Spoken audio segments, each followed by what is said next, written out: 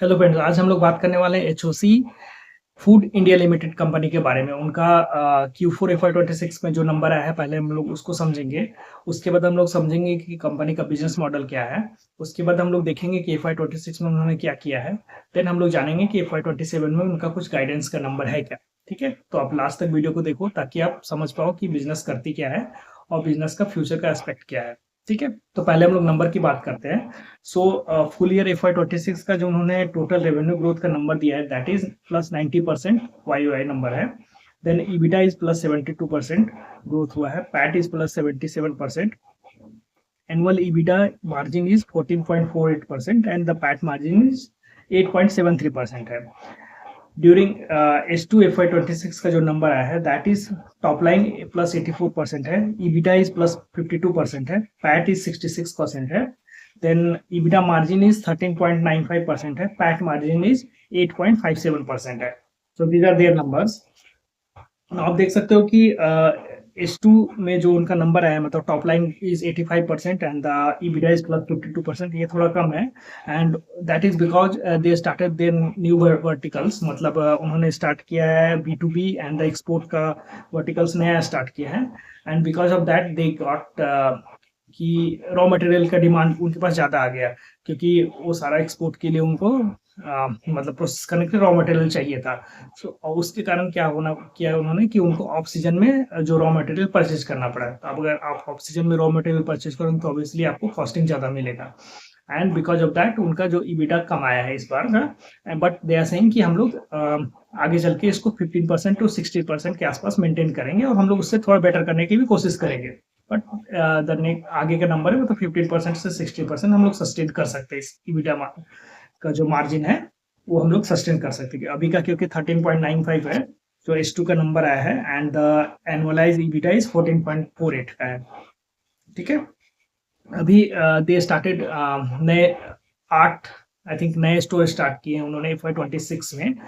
And FY27 में उन्होंने बोला कि हाँ हम लोग 9 से 10 स्टोर और खोलेंगे। But what they are doing right now कि they are expanding the stores in the areas जहाँ पर, मतलब जो अच्छे एरियाज है, जो पॉस एरियाज है, वहाँ पर वो स्टोर एक्सपैंड कर रहे हैं। क्योंकि जो नॉर्मल एरियाज है वहाँ पर जो स्टोर एक्सपैंड करने के बाद उनको मेच्योर होने में उनको आई थिंक 8 से 10 महीने लगते हैं। बट इस तरह के जो पॉस एरिया है वहाँ पर अगर वो एक स्टोर एक्सपैंड करते हैं तो that takes around I think 5 to 6 months। So they are expanding the stores in this pause areas में एक्सपैंड कर रहे हैं। Plus they are going the inter state as well.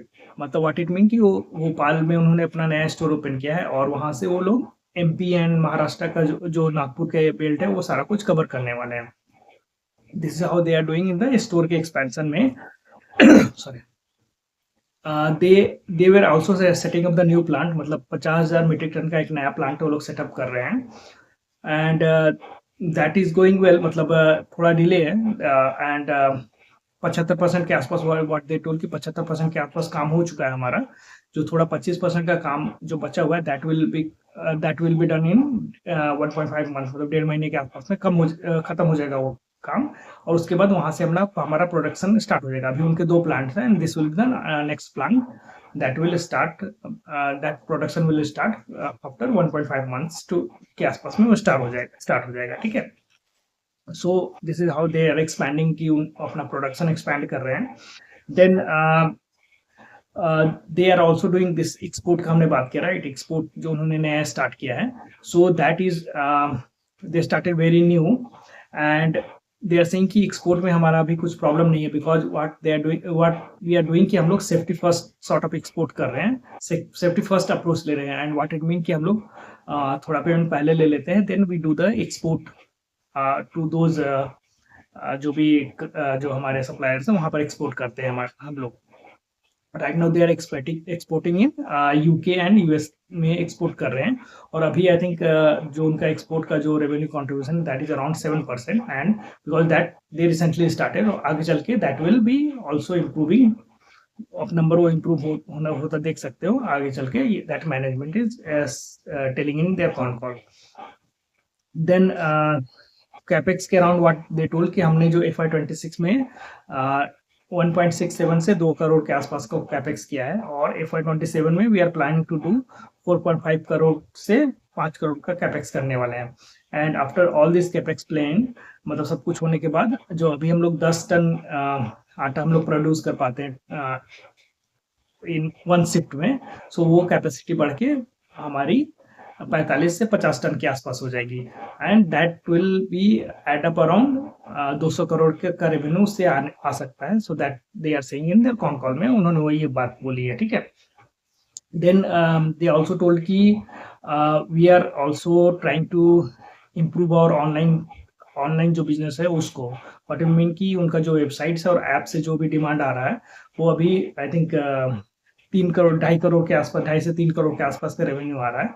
And that से दे are saying कि FY27 में हम लोग उसको 6 करोड़ के आसपास लेके जाएंगे, क्योंकि अभी उनके जो भी ऑर्डर्स आते हैं that is on call orders है। व्हाट आई मीन कि कस्टमर उनको, मतलब उनका जो बैकएंड टीम है वहाँ पर कॉल करते हैं और वहाँ से ऑर्डर बुक करते हैं। So they all those customer they want to put it in their online platform में सारा कुछ, so that will be handle easily, ठीक है।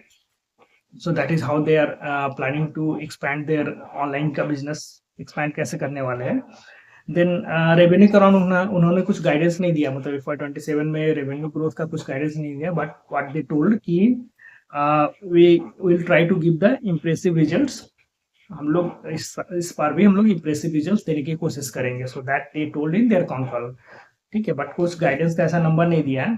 ओनली थिंग कि EBITDA मार्जिन का उन्होंने गाइडेंस दिया, पहला चीज कि हम लोग 15 से 16% का EBITDA मार्जिन मेंटेन करेंगे, और उससे थोड़ा अच्छा भी कर सकते हैं।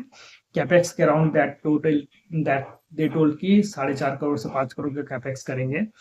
देन हमारा जो एक्सपोर्ट है that will do better, will be adding 15 to 20 नए मार्जिन इंटेंसिव प्रोडक्ट्स, मतलब जैसे इवन इन दिस क्वार्टर 9 से 10 product I think they added in their portfolio. जी, वो प्रोडक्ट कैसे है कि जैसे पिकल हो गया, देन पापड़ हो गया, इस तरह के प्रोडक्ट जहाँ पर उनका मार्जिन अच्छा है, ready couple of ready to eat products हो गए, वो सारा कुछ वो ऐड किया है। और आगे चल के भी 15 से 20 प्रोडक्ट वो लोग ऐड करने वाले हैं।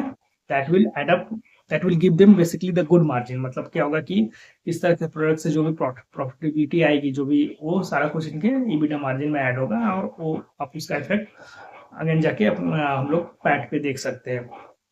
सो this is all thing about HOC food India limited के बारे में। मतलब आप इनका अगर ब्रांड का नाम देखोगे, आपने देखा अगर होगा तो हरिओम आटा एंड स्पाइसेस के नाम से इनका ब्रांड है। So you can take a look up this business. हमने मोटा मोटी सारा कुछ कवर कर लिया है इस बिजनेस के बारे में। या लेट मी नो, अगर आप कुछ क्वेश्चंस हैं तो आप कमेंट में ऐड करो, और किसी दूसरे बिजनेस के बारे में अगर हम लोग को एनालिसिस करनी है डिटेल में तो भी आप कमेंट में ऐड करो, and will be talking about that business. Thank you.